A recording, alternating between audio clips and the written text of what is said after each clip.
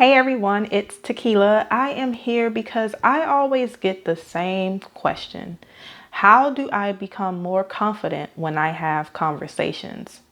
Well, guys, to be honest, this is something that I deal with on a regular basis, and this is something that I had to experience myself.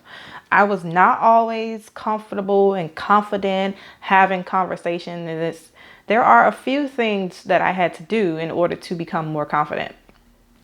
So the first thing I had to do is I had to want to get out of my comfort zone, right? That's the main thing. You don't want to have to force yourself to do anything you don't want to do because it's going to be tedious. It's not going to make you motivated. So you have to want to get out of that comfort zone. You have to want to be better, to level up, right? So that's the first thing. You have to have the desire to do so. The second thing is I had to put myself in uncomfortable situations on a daily basis. And I mean daily. I created some strategies for myself in order to get out of that comfort zone. For example, one of the things that I tried doing is doing presentations in front of my classes, in high school, or I was a part of JROTC, which is Junior Reserves Officers Training Corps, and they give you hands-on training to just get out there. They're just like the military, they're like, yeah, you're going to do this. We're going to give you accountability to do it, and that's it. So that's one major thing that helped me get out of my comfort zone.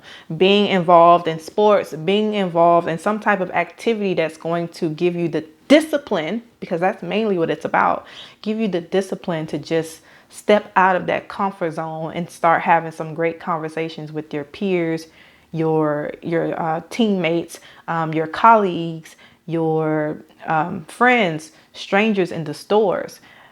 If you continue to put yourself in uncomfortable situations, trust me, you will get used to it. So much so that you will forget that you were ever uncomfortable. Trust me. You can't tell that I was ever uncomfortable, especially when I'm really, really comfortable. Probably can't get me to shut up. Okay, so that's two things. The third thing is you want to make sure that you're listening to the other person in order to encourage you to keep the conversation going. So don't just talk about yourself during the entire time.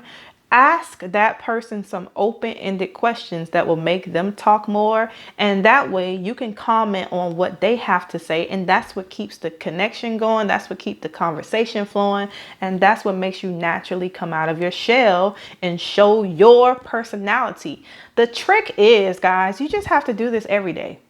Even when you don't feel like it, you have to do it every day. It doesn't mean you have to do it every day, all day, but you do have to get out of that comfort zone on a daily basis, because if you don't, that means you're not challenging yourself. And if you're not challenging yourself enough, you will always stay in your safe space. And that's not what we want to do. We want to rise to the next level. Right? You want to be a great leader. You want to be a great example. You want to be a great conversationalist. And the first step to breaking out of your shyness is to want to do it. That's the first thing, right? To want to do it. You have to want to do it. And if you don't want to do it, then maybe you should take some more time to ask yourself, well, why don't I want to do it? Why don't I want to break out of this shell, out of this shyness? Why? And after you ask yourself why, ask yourself, what will be the advantages of me breaking out of my shell, of people talking to me, of me talking to people?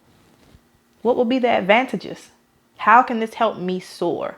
And once you get the answer to that, trust me, you will be so willing to make a difference, and you will be coming out of your shell in no time. I hope